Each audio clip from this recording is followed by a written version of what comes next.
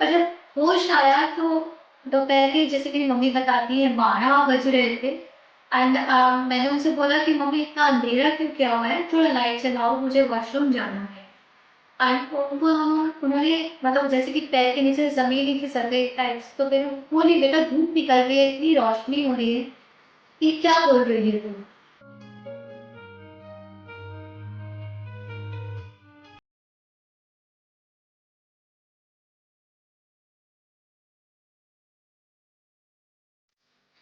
नमस्ते और आपका स्वागत है आईवे रूबरू में। मैं हूं शबा मंजूर और आज हम बात करेंगे एक ऐसे व्यक्ति से जिन्होंने अपनी दृष्टि बहुत छोटी उम्र में खो दी। हमारे साथ है नुपुर जैन, जिन्होंने 9 साल की उम्र में अपनी दृष्टि खो दी। हेलो नुपुर, आपका आईवे रूबरू में स्वागत है। सबसे पहले क्या आप हमें अपने बारे में थोड़ा बताना चाहेंगे? श्योर शबा, सभी को बहुत बहुत नमस्कार। प्रेजेंटली मैं गेल इंडिया के साथ काम करती हूँ और मुझे लगभग 17 साल का वर्क एक्सपीरियंस है। गेल से पहले मैंने विप्रो लिमिटेड में काम किया 8 साल। And I am a masters in human resources management from Tata institute of social sciences Mumbai. तो वो करने के पहले मैंने ग्रेजुएशन किया इन political science from daily Shriram college and studied at Delhi. Nupur, क्या आप हमें बता सकती हैं कि आपने पहली बार कैसे ब्लाइंडनेस एक्सपीरियंस किया? आप सिर्फ 9 साल की थी, उस टाइम पे आपके दिमाग में क्या चल रहा था और कैसे हुआ ये सब? आ, तो शबा, बहुत कुछ अगर 9 साल के बच्चे से पूछे और आज की तारीख में अगर मुझे कितना याद है तो बहुत याद नहीं है, पर जितना पेरेंट्स बताते हैं और थोड़ी बहुत जो मुझे याद है, उस टाइम पे एक दिन सर्दी के दिन थे, जनवरी में मैं स्कूल से आई थी। तबीयत मेरी बहुत दिन से बहुत ठीक नहीं थी, फीवर आ रहा था, जा रहा था। पर उस दिन स्पेशली घर में घुसते ही, बैग रखते ही समा कुछ फिट जैसा सा आया, जिसको मेरी मम्मी देख के घबरा गई क्या हुआ। बट थोड़ी देर में होश आ गया and I was normal around playing around. तो थोड़ा फ्रूट खाया and I was again absolutely fine.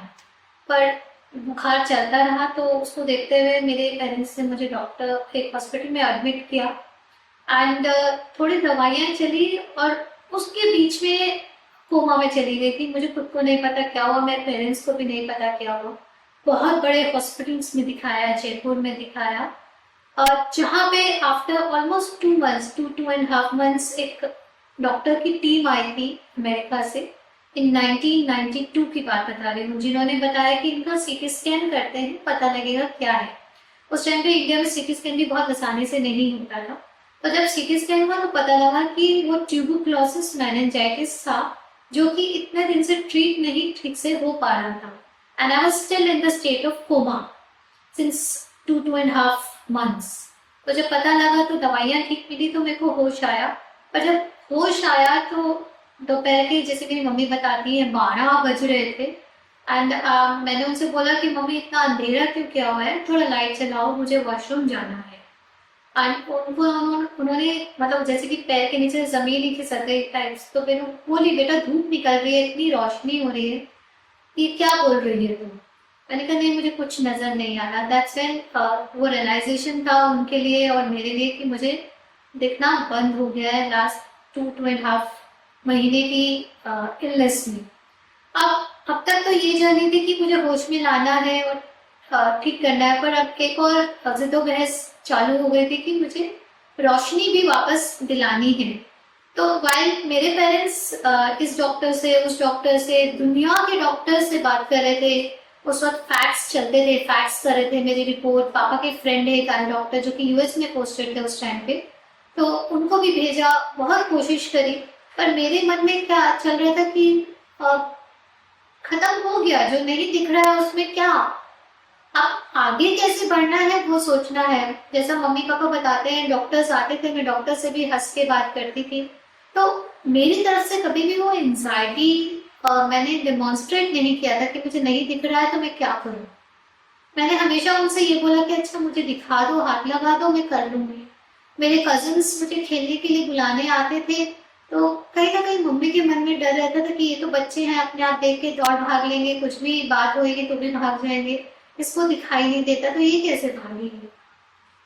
तो शुरू-शुरू में उन्होंने मुझे ओवर प्रोटेक्ट किया कि नहीं जाना बेटा, आपको घर में रहना है। कज़िन को भी मना किया, बेटा तू नहीं इसको सँभाल पाएगी, रहने दे। कभी-कभी मेरी सिस्टर है बड़ी, उनको साथ में भेजा कि वो मुझसे 4-5 साल बड़ी हैं, तो definitely a little more sensible, little more mature than me, कि इसको तू सँभालियो, ये खेलती रहेगी। पर धीरे-धीरे मम्मी का भी अपना ग्रोथ हुआ, उन्होंने भी एक्सेप्ट किया मेरे डिसेबिलिटी को और मुझे एक नॉन डिसेबल बच्चे की तरह ट्रीट करने लगी, फिर कजन्स के साथ खेलने भी जाने दी। और फिर उसके बाद अब उनको ये समझ में आने लगा अगर मैं कहीं नहीं जाऊंगी, घर में ही रहूंगी तो कैसे ग्रोथ होगी मेरी। तो लोकली उन्होंने एक स्कूल में मुझे डाला जो कि ब्लाइंड बच्चों का ही स्कूल था, जहाँ से मैंने अपने फिर से करीब ब्रेक 6 महीने की ब्रेक के बाद पढ़ाई शुरू करी। मैंने ब्रेल लिखना शुरू करा, टेलर फ्रेम सीखना शुरू करा। और हम जब वहाँ पे पहुँचते थे, मैं और मेरी मम्मी वहाँ पे, क्योंकि शुरू में उनको डर लगता था कि मुझे अकेले नहीं छोड़ के आती थी। तो वहाँ पे मैं बहुत अजीब लगता था क्योंकि वहाँ पे हारमोनियम बजाना सिखा रहे थे। उस टाइम पे चेयर्स कैसे बनाते हैं, वो जो तार वाली कैनिंग वाली चेयर होती है वो बनाना सिखाते थे। पर मेरे पेरेंट्स की सबसे अच्छी बात ये लगी कि उन्होंने मुझे रोका नहीं, चाहे अच्छा था चाहे खराब था, मेरे लिए बना था या नहीं बना था। उन्होंने कहा बेटा जो सिखाते हैं स्कूल में सब सीखती हूँ। फिर 2 दिन बाद वो भी संभल गए, उन्होंने भी एक्सेप्ट किया और मैंने भी अपनी जिंदगी की थोड़ी सी रफ्तार वहां से पकड़ी और नॉर्मल ट्रैक पे आई जिंदगी। और साल भर बाद जब थोड़ी सी इंडिपेंडेंट हो गई, मेरे को मेरी ब्लाइंडनेस की एक्सेप्टेंस पूरी हो गई और मुझे ब्रेल लिखना पढ़ना आ गया, तो फिर उन्होंने मेरा admission national association for the blind Delhi में करवाया। तो नुपुर, ऐसा कुछ मैसेज है जो आप दूसरे लोग को देना चाहेंगी? शिवा, मैं double fold sort of a message देना चाहूंगी जो कि parents of visually impaired kids या डिसेबल किड्स भी कह सकते हैं कि उनके लिए है कि ठीक है, बीइंग अ पेरेंट आप अपने बच्चे को बहुत प्यार करते हैं, आप बच्चे को, पर आप अपने बच्चे को दूसरी ओर ग्रो करते भी देखना चाहते हैं, राइट? आप उनको जिंदगी में कुछ बनता भी देखना चाहते हैं। तो सबसे बड़ा सपोर्ट जो कि बच्चे को आपसे मिलेगा, अगर आप बच्चे के साथ खड़े रह के उसको बोलेंगे ठीक है आप करो, आपकी सेफ्टी के लिए मैं साथ में खड़े हैं, आपका फेलियर और आपका सक्सेस, हम दोनों ही केसेस में आपके साथ खड़े हैं। जैसे कि मेरे पेरेंट्स ने कभी भी मुझे रोका नहीं, कभी भी कोई भी चीज के लिए मुझे कहा नहीं कि आप नहीं कर सकते हैं। मैं क्लास 10 में थी, मुझे हिमालयन माउंटेनियरिंग इंस्टीट्यूट जाना था, जो कि मुझे नैक से ही अपॉर्चुनिटी मिली थी, नैक दिल्ली से। मैं गई थी, पेरेंट्स को बताया, they were kind of a little scared. उन्होंने बात भी की, मेरी टीचर से भी बात करी, जिन्होंने मेरे पेरेंट्स को assurance the, and above all I give them an assurance कि पापा मैं करके आऊंगी and I do it well, आप मुझे प्लीज अलाउ करिए जाने के लिए। तो पेरेंट्स ने अग्री किया। After I came back I shared my experience, they were more than happy. They कहते वाओ, आई थिंक वो बचपन से मेरे पेरेंट्स के साथ सीखा भी है कि तुम चलो आगे आगे, हम मेरे साथ में हाथ पकड़ के चलूंगा तो तुम सब कर सकती हो। तो doing everything and everything is possible for me, वो बचपन से ही इंग्रेन था with the support of my parents, the kind of parents I am blessed with the kind of parents I have. और मैं अपने डिसेबल दोस्तों से या विजुअली इम्पेयर्ड दोस्तों से ये कहना चाहूंगी कि डिसेबिलिटी के कारण कोई काम ऐसा नहीं है कि आप कर नहीं सकते हैं। Disability is a by product of you, आपके नेचर का, आपका पार्ट है। अब आपको उसको एक्सेप्ट करना है कि ये तो है मेरे पास। Now what next? जैसे मेरे पास मुझे एग्जाम लिखने थे एमबीए के अपने, अब मेरे को कोचिंग सेंटर्स एडमिशन देने को तैयार नहीं थे कि आप विजुअली इम्पेयर्ड हैं, आपको हम कैसे पढ़ाएंगे amongst the other students for sitting in the coaching centre. तो अगेन मैंने जो उनके डायरेक्टर थे उस टाइम पे, उनसे बात करी, रिसेप्शनिस्ट से बात करी, इंस्ट्रक्टर्स से बात करी और उनको बोला, उनको समझाया आप मुझे कैसे करा सकते हैं। And during the class probably I sit amongst all the participants, but yes, I would need a little more time after or before the class that I can compete with the rest of the students and write entrance exams for MBA. तो कोशिश करने वालों की कभी हार नहीं देती।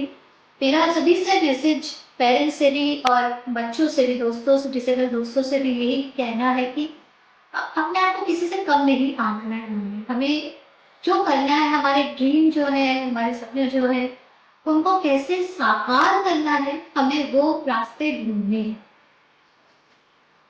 Thank you so much Nupur, आपका positive outlook towards life is very inspirational and thank you. Thank you so much, it's my pleasure.